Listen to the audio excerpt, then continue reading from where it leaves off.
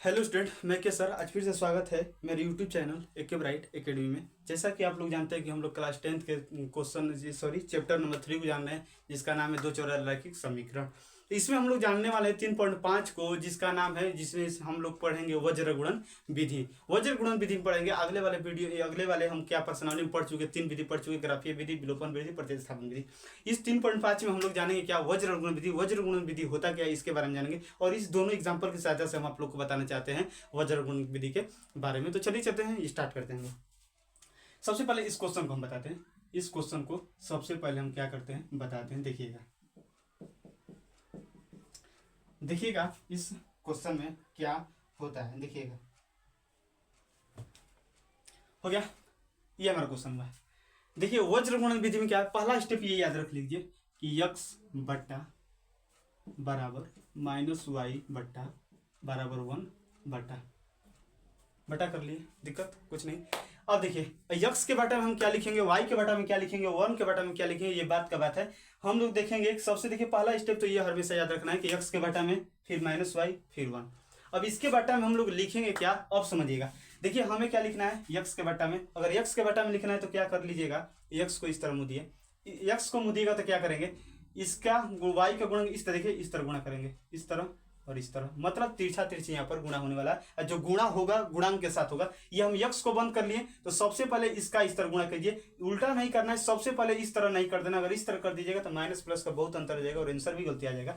तो सबसे पहले इस तरह गुणा करना है, गुणा करेंगे तो 2 गुणा 7 हो जाएगा, गुणांक के साथ गुणा करना है। y के गुणक यहाँ पर क्या है, 2 है, तो 2 गुणा क्या हो जाएगा 7, 2 गुणा 7, बीच में माइनस होता है माइनस, 5 गुणे 3 हो जाएगा, 5 गुणे 3, 5 गुणे माइनस वाई के नीचे लिखना है, वाई के नीचे लिखना है, वाई को बंद करिए, वाई को हम बंद कर लिए। वाई को बंद करेंगे तो इसका गुणा यक्स का इसके साथ होगा, तो यक्स के गुणक में क्या है 1 है, 1 का गुणा 7 के साथ 7, बीच में माइनस होता है माइनस, 3 का गुणा 3 के साथ 3 गुणा 3, राइट। बीच में माइनस हमेशा रहेगा, कभी नहीं हटेगा, माइनस हमेशा रहेगा। 1 के नीचे लिखना है तो इसको बंद करिए, 1 के नीचे मतलब अंतिम वाले को इस तरह बंद करिए। बंद करेंगे तो क्या बचा, 1 गुणा 5 बचेगा, 1 गुणा 5 माइनस, गुणांक के साथ गुणा करना है, न कि इस तरह, गुणांक के साथ 1 गुणा 5, बीच में माइनस, 3 गुणा 2 होता है, 3 गुणा 2, 3 गुणा 2 हो गया, राइट। अब देखिए खाली कैलकुलेशन में बचा, यक्स बटा क्या हो जाएगा, 7 दूना के 14 हो जाएगा, माइनस 5 15 हो जाएगा, माइनस वाई बटा क्या हो जाएगा, 7 माइनस 33 लेके 9 हो जाएगा, बराबर 1 बटा 5 माइनस 3 दूना के 6 हो जाएगा। यक्स बटा क्या हो जाएगा, -1 माइनस वाई बटा -2 और 1 बटा -1। अब देखिए क्या होता है, तीनों एक दूसरे के बराबर है, बराबर है तो क्या करते हैं, इसको इसके बराबर कर लेते हैं, इसको इसके बराबर, यक्स बटा -1 को 1 बटा -1 के बराबर, बराबर सॉरी, अब इसको इतना के बराबर कर लेते हैं, माइनस वाई बटे -2 1 बटा -1, राइट कर लिए। तो आप लोग क्या कर सकते थे, इसको इतना के भी बराबर कर सकते हैं, कुछ दिक्कत नहीं, आंसर मेरा वही आने वाला है, और इसको इतना के बराबर कुछ दिक्कत नहीं कर सकते हैं। तो देखिए माइनस ले माइनस कट गया, यक्स बराबर क्या है, क्या 1 आ गया, यक्स में 1 को गुणा यक्स, 1 में 1, माइनस ले माइनस कट गया, वाई बटा 2 बराबर ये जो है -1 है, राइट, नीचे माइनस नहीं होता है, ऊपर होता है, बटा में 1, तो वाई में 1 का वाई और 2 में -2 का -2 हो गया। तो यक्स और वाई का मान निकल चुका है इस तरह। अब इस उदाहरण को हम लोग देखते हैं। इस उदाहरण में बराबर में 0 था, तो इस क्वेश्चन को भी हम लोग बराबर में 0 करेंगे। देखिए पहला इस स्टेप में क्या करना है, जो हमें समीकरण दिया है उस समीकरण को क्या करना है, उस समीकरण को बराबर में 0 करना है। इसका बराबर में 0 नहीं है, 0 हम लोग करेंगे। देखिए यक्स माइनस वाई, ये प्लस इधर रहेगा तो -3 बराबर 0 हो गया, 2x plus 3y minus plus है इधर 36, तो इधर जाएगा तो माइनस हो जाएगा, बराबर 0। ये समीकरण 1 हो गया और समीकरण 2 हो गया। अब खत्म, ये हमारा बराबर में 0 हो गया। अब क्या करेंगे, हम क्या बताए थे, यक्स का बटा लिखेंगे, माइनस वाई का बटा लिखेंगे और 1 का बटा लिखेंगे, राइट। यक्स का बटा अगर लिखेंगे तो क्या करेंगे हम लोग, यक्स वाले को मुद लेंगे, यक्स वाले को मुदिए, यक्स वाले को मुदिए, राइट। देखिए ये हो गया यक्स बटा माइनस वाई बटा 1 बटा, ये तो हो गया। अब हम क्या बताएं, यक्स का नीचे लिखना है तो क्या करेंगे, यक्स वाले को दबाएंगे, यक्स वाले को हम दबा दिए। जब यक्स वाले को दबा लेंगे तो क्या बचेगा, देखिए चिन्ह के साथ लिखना है, प्लस है तो प्लस के साथ लिखना, माइनस है तो माइनस के साथ लिखना। देखिए वाई का गुणांक में कुछ नहीं तो 1 है, मतलब -1, इसका गुणा कैसे होगा, इस तरह इस तरह। सबसे पहले इस तरह करिए, -1 का गुणा किसके साथ होगा, -36 के साथ, -1 का गुणा किसके साथ, -36 के साथ, बीच में तो माइनस होता ही है, नहीं भूलना है, नहीं भूलना है। माइनस, इसको मुदे तो इस तरह हम गुणा कर लिए, चिन्ह के साथ या ये करना है, गुणा करना है, न कि बेचिन्ह का। अब इस तरह करेंगे, 3 का गुणा किसके साथ करेंगे, -3 के साथ, 3 का गुणा -3 के साथ, राइट। y को लिखना है, y को बंद करिए, y को मुद लीजिए, y को मुद लिए तो क्या बचा, देखिए y को मुदेंगे तो क्या बचा, x का गुणा इसके साथ करेंगे, जब y को इस तरह बंद करेंगे, इस तरह y को बंद करेंगे तो किस तरह होगा, इसका गुणा इस तरह, मतलब y को x का गुणा कुछ नहीं तो 1, मतलब 1 का गुणा 36 के साथ, 1 गुणा -36 होगा, राइट, क्योंकि गुणांक सॉरी चिन्ह के साथ लिखना है, बीच में माइनस होता है माइनस। अब देखिए y को इस तरह बंद किए तो इस तरह तो हम गुणा कर लिए, अब इस तरह करेंगे तो 2 को गुणा किसके साथ, -3 के साथ, 2 गुणा -3। आप लोग क्या कीजिएगा, अच्छे से आप लोग कॉपी कीजिए, एक हाथ से ये करिए, बंद कीजिए और देखिए कैसे कैसे गुणा होगा। अब 1 के नीचे लिखना है, 1 के नीचे लिखना है तो इसको इस तरह बंद कर देंगे, इस तरह बंद करेंगे तो क्या होगा, 1 का गुणा 3 के साथ, 1 का गुणा 3 के साथ, बीच में माइनस माइनस बंद कर लिए। 2 का गुणा किसके साथ, -1 के साथ, 2 का गुणा किसके साथ, -1, राइट। चिन्ह के साथ लिखना है, याद रखना है, यक्स बटे क्या हो जाएगा, माइनस माइनस प्लस, 36 में 1 को गुणा 36, माइनस माइनस प्लस हो जाएगा, 33 का क्या हो जाएगा, 9 हो जाएगा, बराबर -y बटे -36 हो जाएगा, माइनस माइनस प्लस हो जाएगा, 3 दूना के 6 हो जाएगा, 1/3 माइनस माइनस प्लस हो जाएगा, 2 हो जाएगा। यक्स बटा कितना हो गया, 36 या 40, 5 क्या हो जाएगा, 45 हो गया, राइट, बराबर -y बटे क्या हो जाएगा, -30 हो जाएगा, बराबर 1/5 हो गया। अब इसको इतना के बराबर हम कर दे रहे हैं, और देखिए यक्स बटे 45 को किसके बराबर, 1/5 के बराबर, और -y बटा -30 को किसके बराबर, 1/5। इतना तक दिख रहा है, इतना नीचे से, हाँ चलिए देख रहे हैं, देखिए 5 9 में 45 हो गया, यहाँ पर 1, यक्स में 1 का गुणा यक्स हो जाएगा, बराबर 9 में 1 का गुणा 9 हो गया। अब यहाँ पर देखिए माइनस माइनस खत्म हो गया, 5 6 के 30 हो गया, यहाँ पर 1, y में 1 का गुणा y बराबर 6 में 1 का गुणा 6, मतलब x का मान 9, y का मान 6। ये हुआ मेरा वज्र गुण विधि। इस तरह हमारा वज्र गुण विधि किया जाता है। वज्र गुण विधि को बहुत ही अच्छे से कीजिएगा, क्योंकि इसमें जो ज्यादा गलती होता है लड़कों से, क्या कैलकुलेशन में ही माइनस प्लस में ही सब क्या होता है, गलती होता है। तो पहला बात यक्स बटा लिखना है -y और 1, और जिसके नीचे लिखना है यक्स को नीचे लिखना है तो यक्स को बंद कीजिए, y को लिखना है तो y को बंद कीजिए, 1 को लिखना है तो इस अचर वाले को बंद कर दीजिए। अब बीच में हमेशा ये माइनस रहेगा, इस तरह बीच में माइनस क्या होगा, हमेशा रहेगा, जैसे इस तरह हम दिए बीच में हमेशा माइनस रहने वाला है, समझ में क्या। और तीसरा बात क्या कर रखना है, चिन्ह के साथ किसी भी को लिखना है, जैसे ये हम सब चिन्ह के साथ लिखना है, प्लस माइनस माइनस माइनस सब चिन्ह के साथ लिखना है, उस चिन्ह के साथ लिखना है, राइट। ये था मेरा एग्जाम्पल जो आप लोग को बताना था कि इस तरह हमारा वजन गुण विधि होता है। तो चलिए चलते हम लोग अब बुक का देखते हैं एग्जाम्पल को, बहुत ही बेहतरीन हमारा ये है एग्जाम्पल बुक का। तो चलिए चलते इतने का स्क्रीनशॉट लीजिए। देखिए ये मेरा उदाहरण नंबर 14 क्वेश्चन है, इस पर आसानी का फर्स्ट है हमारा उदाहरण। देखिएगा क्या है, बेंगलोर के एक बस स्टैंड से यदि हम 2 टिकट मल्लेश्वरम के तथा 3 टिकट यशवंतपुर के खरीदे तो कुल लागत मतलब कुल पैसा 46 रुपया है, परंतु यदि हम 3 टिकट मल्लेश्वरम के और 5 टिकट यशवंतपुर के खरीदे तो कुल लागत 74 रुपया है। बस स्टैंड से मल्लेश्वरम तथा का किराया तथा बस स्टैंड यशवंतपुर का किराया ज्ञात कीजिए। मतलब हम आपको हर चैप्टर में बताए हैं, हर चैप्टर में क्या बताएं कि जो भी चीज पूछता है, जो चीज पूछता है उसको क्या मानते हैं हम, यक्स और वाई मानते हैं। क्या पूछा है, मल्लेश्वरम का किराया और दूसरा क्या पूछा है, यशवंतपुर का किराया पूछा है। तो इसको हम मान लेंगे मल्लेश्वरम का किराया x रुपया है और यशवंतपुर का किराया क्या है, y रुपया। तो हम देखिए मानते हैं, लेकिन इस क्वेश्चन को थोड़ा सा हम आपको समझाते हैं। देखिए एक बेंगलोर है, बेंगलोर में एक बस स्टैंड है, उस बस स्टैंड से हम क्या ले रहे हैं, टिकट ले रहे हैं। 2 स्टेशन का टिकट ले रहे हैं, किस किस का, एक मल्लेश्वरम का और एक किसी का, यशवंतपुर का। और मल्लेश्वरम का 2 टिकट ले रहे हैं तो कितना, 2 टिकट, और यशवंतपुर का 3 टिकट ले रहे हैं तो 46 रुपये लग रहा है। इस तरह हमारा क्वेश्चन है। देखिए सबसे पहले मान लेते हैं, क्या मानेंगे कि माना बस स्टैंड से मल्लेश्वरम का किराया x रुपया है तथा बस स्टैंड से यशवंतपुर का किराया y रुपया है। किसी को x मान लेते हैं, किसी को y, इस तरह हमारा हर चैप्टर में ये लागू हो रहा है। अब देखिए चलते हैं प्रश्न से, क्या प्रश्न हमारा कह रहा है। प्रश्न क्या कर रहा है, बेंगलोर के एक बस स्टैंड से यदि हम 2 टिकट मल्लेश्वरम 2 टिकट मल्लेश्वरम के लिए ले रहे हैं, तो बताइए एक टिकट मल्लेश्वरम का x रुपया लग रहा है, तो 2 टिकट लेंगे तो कितना लगेगा, 2x लगेगा। तथा 3 टिकट यशवंतपुर के खरीदे। एक टिकट यशवंतपुर का कितना लग रहा है वाई रुपया, तो 3 टिकट कितने का लगेगा, 3 टिकट 3y रुपये का, दोनों को मिलाकर कितना रुपया लग रहा है हमारा 46 रुपया, 46 रुपया। ये समीकरण फर्स्ट हो गया। पुनः प्रश्न से चलेंगे अब हम लोग कि पुनः प्रश्न में क्या है, पुनः प्रश्न से, पुनः प्रश्न में देखिए क्या लिखा हुआ है। परंतु यदि हम 3 टिकट मलेश्वरम, एगो टिकट मलेश्वरम का x रुपया का मिल रहा है, तो 3 को टिकट कितने का मिलेगा, 3x का मिलेगा, राइट। और 5 टिकट यशवंतपुर, एक टिकट यशवंतपुर का y रुपया लग रहा है, तो 5 को टिकट का कितना लगेगा 5y, और दोनों को मिलाकर कितना हमारा लागत लग रहा है 74 रुपया, कितना 74 रुपया। मेरा समीकरण 2 हो गया, ये हमारा हो गया। देखिए इस क्वेश्चन में कोई नई विधि पूछा है, वज्रगुण विधि से हल कीजिए, नहीं पूछा है। तो देखिए हम चैप्टर ये पढ़ा रहे हैं वज्रगुण विधि वाला, तो इसमें हम वज्रगुण विधि से हल करेंगे। लेकिन एग्जाम में आ जाए ये क्वेश्चन, खाली कुछ ना कहे, किसी भी विधि से ना कहे, तो आप लोग किसी भी विधि से हल कर सकते हैं, प्रतिस्थापन विधि से, विलोपन विधि से, वज्रगुण विधि से, या ग्राफीय विधि से, चारों विधि से कोई भी हल कर सकते हैं। अगर नहीं पूछा है तो, लेकिन पूछ दिया एग्जैक्टली, तो क्या करेंगे, उसी विधि से हल करना है। तो नहीं पूछा है इस चैप्टर में हम बता रहे हैं, तो इसी चैप्टर में हम क्या करना है, वज्रगुण विधि से आप लोग को बता रहे हैं। देखिएगा, देखिए बराबर में 0 चाहता है, बराबर में 0 नहीं है, इसको हम बराबर में 0 करेंगे। देखिए 2x प्लस 3y, यह प्लस से इधर आएगा तो माइनस हो जाएगा, -46 बराबर 0।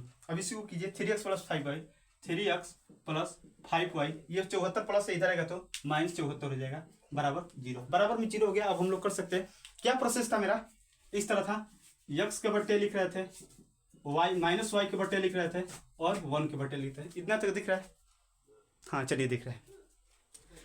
अब देखिएगा कैसे क्या होगा, x का नीचे लिखना है तो x वाले को बंद करेंगे, क्या लिखेंगे, 3 गुणा -74 लिखेंगे। सबसे पहले इस तरह होता है 3 गुणा -74, 3 गुणा -74, बीच में माइनस होता है, नहीं भूलना है।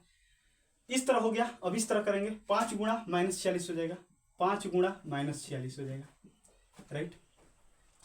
अब देखिए माइनस वाई को करना है, वाई को करना है, तो वाई को बंद करिए, वाई को हम बंद कर लिए, वाई को बंद कर लिए, वाई को बंद करिए तो क्या बचा, 2 का गुणा -74 के साथ होगा, 2 गुणा -74, बीच में माइनस होता है माइनस। अब 3 का गुणा -46 के साथ होगा, 3 गुणा -46, चिन्ह के साथ लिखना है, माइनस है तो माइनस लिखना है, प्लस है तो प्लस, राइट।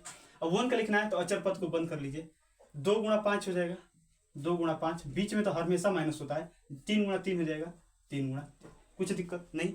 अब देखिए x बटे, गुणा कीजिए, प्लस माइनस माइनस हो जाएगा, 4 3 12 हो गया, ये 7 के 21 क्या हो गया, 22 हो गया, माइनस माइनस प्लस हो जाएगा, 46 में 5 गुणा होगा तो कितना होगा, 6 5 30 हो गया, 3 हुआ, 4 5 के 20 क्या, 3 23, 230 हो गया, होगा यही, क्योंकि 6 5 30 को 0 हासिल, 3 हुआ, 4 5 20, 3 23।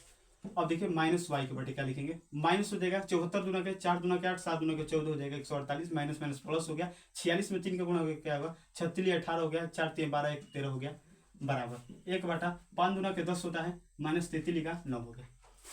x बटा ये घटेगा तो कितना हो जाएगा, 8 हो जाएगा, माइनस वाई बटे ये घटेगा तो कितना हो जाएगा, -10 हो जाएगा, इतना में इतना घटेगा तो, और 1 बटा क्या हो जाएगा, ये 1 हो जाएगा। हम क्या बताए थे, इसको इतने के बराबर कीजिए, x बटे 8 को किसके बराबर करेंगे, 1 बटा 1 के, और -y बटा -10 का फिर बराबर किसके करेंगे, इस तरह, x में 1 का गुणा x, 8 में 1 का गुणा 8, तिरछा तिरछी गुणा हो रहा है, माइनस माइनस खत्म हो गया, y में 1 का गुणा y, 10 में 1 का गुणा 10, मतलब x किसको माने थे, मलेश्वरमपुर का किराया। तो मलेश्वरमपुर का किराया क्या होगा, 8 रुपया होगा, और यशवंतपुर का किराया कितना होगा, 10 रुपया होगा। ये मेरा क्वेश्चन था। तो नीचे देखिए ऐसे क्वेश्चन बनाते समय x और y के निकल गया, तो नीचे में लिखना चाहिए, अतः बस स्टैंड से मलेश्वरम का किराया 8 रुपया है, तथा बस स्टैंड से यशवंतपुर का किराया कितना, 10 रुपया, अंतिम में नीचे लिख दिया जाता है। ये मेरा प्रोसेस रहता है क्वेश्चन का, समझेगा। इतने का स्क्रीनशॉट लीजिए, हम आगे बढ़ते हैं।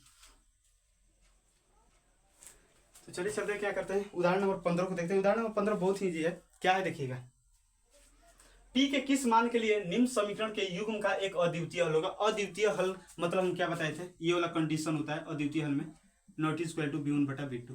अद्वितीय हल का ये मेरा कंडीशन होता है, ये वाला मतलब a1 बटा a2 बराबर नहीं होता है b1 बटा b2 के। अद्वितीय हल का ये मेरा क्या है, अद्वितीय हल का ये कंडीशन होता है। तो यहाँ पर हम लोग इस तरह हल करेंगे। देखिए अद्वितीय हल में हम लोग क्या करते थे, सबसे पहले a1 b1 c1 a2 b2 c2 का मान निकालते थे। यहाँ से निकालिए, देखिए a1 का मान कितना हुआ 4, b1 का मान कितना हुआ पी, C1 का मान कितना हुआ 8, A2 का मान कितना हुआ 2, B2 का मान 2 और C2 का मान क्या हुआ 2। कहेंगे क्या अद्वितीय हल के लिए, अद्वितीय हल के लिए, अद्वितीय हल के लिए देखिए क्या होता है कंडीशन A1 बटा A2 होता है नॉट इक्वल टू B1 बटा B2। तो A1 बटा A2 क्या है, A1 का मान 4 बटे A2 का मान 2 नॉट इक्वल टू B1 बटा B2, B1 का मान 2, B2 का मान 2। देखिए 2 दूना के 4 हो जाएगा, 2 नॉट इक्वल टू P बटा 2 हो जाएगा, राइट। 2 दूना के 4 हो जाएगा, नॉट इक्वल टू P, मतलब P क्या है नॉट इक्वल टू 4 है, मतलब P 4 के बराबर नहीं होगा। P क्या है 4 के बराबर नहीं होगा। तो क्वेश्चन में क्या है P के किस मान के लिए, देखिए यहाँ पर हमारा क्या आ रहा है P 4 के बराबर नहीं है, मतलब 4 के अतिरिक्त कोई भी संख्या आए तो ये मेरा इसको संतुष्ट करेगा, इस समीकरण को क्या करेगा संतुष्ट करेगा।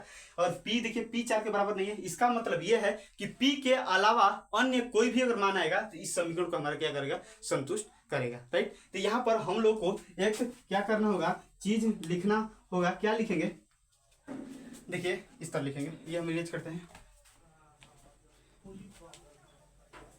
देखिएगा क्या लिखेंगे, अतः P के, लिख जाइए, P के अतिरिक्त, P के अतिरिक्त, सॉरी P के नहीं 4 के अतिरिक्त, 4 के अतिरिक्त P के 4 के अतिरिक्त क्या, देखिए 4 के अतिरिक्त P के प्रत्येक मान के लिए दिए गए क्या, दिए गए समीकरण युग्म का अद्वितीय हल होगा, अद्वितीय हल होगा, ये हम लिख देंगे, राइट। मतलब P 4 के बराबर नहीं है और 4 के अलावा कोई अगर आ जाए, P के अतिरिक्त कोई 4 के अलावा अतिरिक्त कोई और मान आ जाए तो ये मेरा इस समीकरण के लिए अद्वितीय हल होगा। लेकिन P नॉट इक्वल टू 4 आ गया, मतलब P 4 के बराबर नहीं है, मतलब 4 के अतिरिक्त P के प्रत्येक मान के लिए दिए गए समीकरण युग्म का अद्वितीय हल होगा। इसको लिखना बहुत जरूरी है, राइट। तो उदाहरण नंबर 15 हमारा हो गया। एक उदाहरण और है, इसको कर लेते हैं, इतने का स्क्रीनशॉट लीजिए। देखिए ये मेरा क्या है उदाहरण नंबर 16। उदाहरण नंबर 16 क्या है, के किस मान के लिए निम्न रैखिक समीकरण के युग्म अपरिमित रूप से अनेक हल होगा। अपरिमित रूप से अनेक हल के लिए हम कंडीशन आप लोगों को क्या बताए थे, A1 बटा A2 बराबर B1 बटा B2 बराबर C1 बटा C2। ये मेरा क्या है अपरिमित रूप का कंडीशन है, राइट। अपरिमित रूप से अनेक हल का ये मेरा कंडीशन है। तो लगाइए यहाँ पर सबसे पहले A1 A2 का मान निकालिए। A1 का मान K हो जाएगा, B1 का मान 3 हो जाएगा और C1 का मान चिन्ह के साथ हमेशा लिया जाता है -K-3। ये C1 का मान हो गया। A2 का मान देखिए 12 हो गया, B2 का मान क्या आ गया K आ गया और C2 का मान क्या आ गया -K आ गया। अब लगा दीजिए यहाँ पर क्या अपरिमित रूप से अनेक हल के लिए, अपरिमित रूप से अनेक हल के लिए, अनेक हल के लिए, अनेक हल के लिए क्या लगाइएगा, A1 बटा A2 बराबर होता है B1 बटा B2 बराबर होता है C1 बटा C2। इस तरह तो लिखिए A1 बटा A2, A1 बटा A2 मतलब K बटा 12 हो जाएगा, B1 बटा B2 मतलब 3 बटा K हो जाएगा और C1 बटा C2 का नहीं मतलब -K-3 बटे -K। देखिए माइनस का माइनस कट गया। अब यहाँ पर हम क्या देखिए एक लाइन और लिख देते हैं, एक K बटा 12 3 बटा K बराबर K-3 बटा K। इस तरह लिख दें। इतना नीचे तक दिख रहा है, चलिए दिख रहा है। अब आगे देखिएगा, इसको हम क्या करते हैं इरेज करते हैं, समझिएगा ये हो गया। अब इसको हम क्या कर लेंगे, इसको इतना का बराबर कर लेते हैं, इसको इतने का, क्योंकि तीनों बराबर है तो इसको इतना का बराबर करते हैं। अगर आप लोग का मन होगा तो इसको इतना के भी बराबर कर सकते हैं, कोई दिक्कत नहीं। तो हम इसको इतना के बराबर कर लेते हैं। तो K बटा 12 बराबर 3 बटा में K में K का गुणा होगा K स्क्वायर, 12 में 3 का 36, K बराबर क्या हो जाएगा स्क्वायर रूट 36 होगा, क्योंकि स्क्वायर इधर जाएगा तो रूट होगा और कभी भी स्क्वायर रूट जब बनाता है तो प्लस माइनस के साथ आता है। तो K बराबर क्या हो जाएगा +-36 किसका वर्गमूल होता है 6 का, प्लस माइनस 6 होगा। अब नहीं बता सकते कि के का मान प्लस होगा कि प्लस में 6 होगा कि माइनस 6, क्योंकि एगो का और हल करना है, और जब एगो का और हल हम कर देंगे तो जो दोनों में बराबर रहेगा, अगर इसमें भी प्लस 6 आ गया, इसमें प्लस 6 आ जाएगा, तो हम कह देंगे प्लस 6 आंसर होगा, राइट। मतलब जो दोनों में मिलेगा वही मेरा आंसर होगा। ये देखिए, इसको इतने का बराबर कर लिए, और हम क्या कर लेते हैं समझिएगा। देखिए, इसको इतना के भी बराबर कर सकते हैं, इसको इतना के बराबर कर सकते हैं, राइट। तो हम क्या कर लेते हैं, इसको इतना के बराबर कर सकते हैं, तो हम इसको इतना के बराबर कर रहे हैं। ये हमारा बुक में दिया है इतना, हम इतना के बराबर कर रहे हैं, क्योंकि ये भी इतना के बराबर है, ये भी इतना के बराबर है। अगर आप लोग का मन होगा तो हम इसके बराबर कर देते हैं, कोई दिक्कत नहीं। देखिएगा, 3 बटा के बराबर इसके बराबर कर देंगे, के माइनस 3 बटे के के बराबर कर देंगे, राइट। अब देखिए, 3 में के का गुणा 3 के हो जाएगा। अब इसका इसके साथ गुणा कीजिए, के इंटू के माइनस 3। देखिए, 3 के बराबर के स्क्वायर हो गया माइनस 3 के, राइट। कुछ दिक्कत नहीं। अब देखिए, सबको उधर लेके चलिए, लेकिन कुछ तो गलती हो रहा है जरूर। 3 के स्क्वायर माइनस 3, चलिए सही है। माइनस 3 क्या है, इधर लाइए, प्लस हो जाएगा, 3 के प्लस 3 के हो जाएगा बराबर के स्क्वायर हो गया। 3 के कितना हो जाएगा, 6 के हो गया, 3 3 6 के हो जाएगा बराबर के स्क्वायर, के स्क्वायर। ये प्लस है 6 के, इधर जाएगा तो क्या हो जाएगा, माइनस हो जाएगा। ये हो गया। ये 6 के प्लस है, इधर जाएगा तो माइनस में हो जाएगा, के स्क्वायर माइनस 6 के बराबर क्या हो जाएगा, 0। ऐसा समीकरण हम लोग को बहुत बार बताए हैं, ये बहुपद में भी हम बता चुके हैं। तो देखिएगा, इसका हम लोग कैसे करेंगे, अब बहुपद कैसे द्विघात बहुपद बन गया, इसको कैसे करेंगे। देखिए, दोनों में क्या कॉमन है, के कॉमन है, के कॉमन लेंगे तो क्या आ जाएगा, के बचेगा माइनस इसमें 6 बच जाएगा बराबर 0, राइट। अब देखिए, ये इतना के बराबर हो जाता है, के किसके बराबर, 0 के बराबर हो जाता है, और के माइनस 6 बराबर 0 के बराबर, इसका मतलब होता है शून्य के जैसा। तो के बराबर ये तो हमारा 0 हो गया। अब देखिए, के बराबर क्या हो गया, ये 6 हो गया।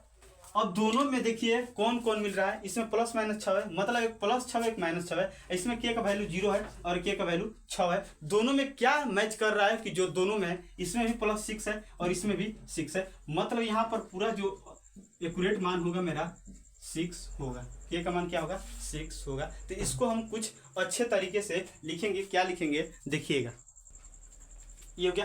तो देखिए कि दोनों में हमारा 6 प्लस में मिला था, तो के का वैल्यू 6, मतलब लिखेंगे के का मान जो दोनों समीकरणों को संतुष्ट करता है। के देख रहे हैं, के का मान कौन सा दोनों समीकरण में, ये दोनों समीकरणों को कौन सा संतुष्ट करेगा, +6, इसमें भी है +6, मतलब 6 संतुष्ट करेगा। तो के का मान जो दोनों समीकरणों को संतुष्ट करता है, अर्थात के बराबर 6 है, राइट। तो इस तरह इसमें थोड़ा और जोड़ सकते हैं, क्या जोड़ सकते हैं कि इस मान के, देखिए इस मान के लिए समीकरण युग्म का अपरिमित रूप से अनेक हल है, अपरिमित रूप से अनेक हल होगा। इस तरह हम लोग कुछ लिख देंगे, राइट। ये हमारा हुआ पूरा कंप्लीट, 16 नंबर था जो उदाहरण, अच्छे से कंप्लीट हुआ। तो ये था हम लोग का 3 उदाहरण इस क्वेश्चन में, इस चैप्टर में 3.5 में। तो चलिए चलते हम लोग क्या करेंगे, अगले वाले वीडियो में प्रश्न की ओर बढ़ेंगे, प्रश्नावली की ओर। तो आई होप कि आज की क्लास आप लोगों को बहुत ही अच्छे से समझ में आएगा। अगर अच्छे से समझ, अगर यहाँ इस क्वेश्चन में थोड़ा भी दिक्कत होगा आप लोगों को, तो कमेंट कर सकते हैं कि कहाँ पर दिक्कत है, हम उसको कर देंगे, सोल्यूशन कर देंगे। तो चलिए चलते हम लोग अगले वाले वीडियो में फिर से मिलेंगे इसके प्रश्नावली के साथ। तो आई होप कि आज की क्लास आप लोगों को बहुत ही अच्छे से समझ में आएगा। अगर अच्छे से समझ में आएगा तो प्लीज़ एक लाइक, कमेंट, शेयर और सब्सक्राइब कीजिएगा। और वीडियो देखने के लिए आप लोगों को दिल से थैंक यू।